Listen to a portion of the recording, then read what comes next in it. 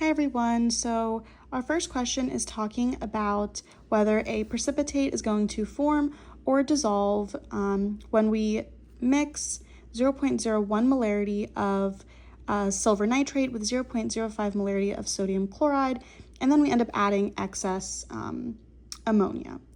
So we start off with, again, these two solutions, 0.01 molarity silver nitrate, 0.05 molarity of sodium chloride, which then gives us our chloride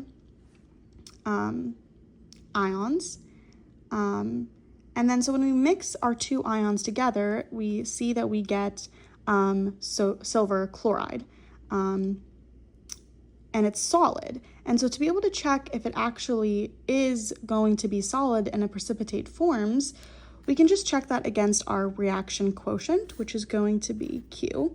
And we do that by just multiplying our concentrations together.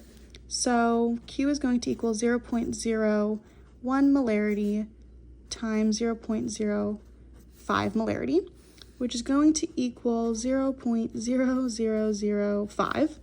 And we know that when we compare this to our KSP, 0.0005 is still a much bigger number than 1.8 times 10 to the power of negative 10. Negative 10 means it's a very small number, which means that the solution is actually going to be oversaturated. So then the precipitate is going to form.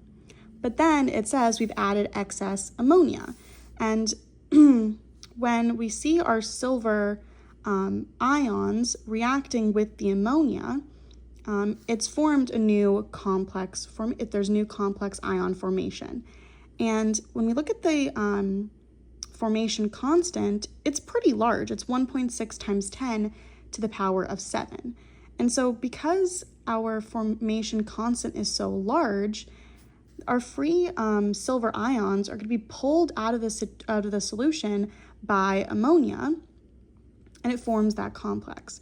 And so because we don't have our free our free silver ions, the concentration is going to go down.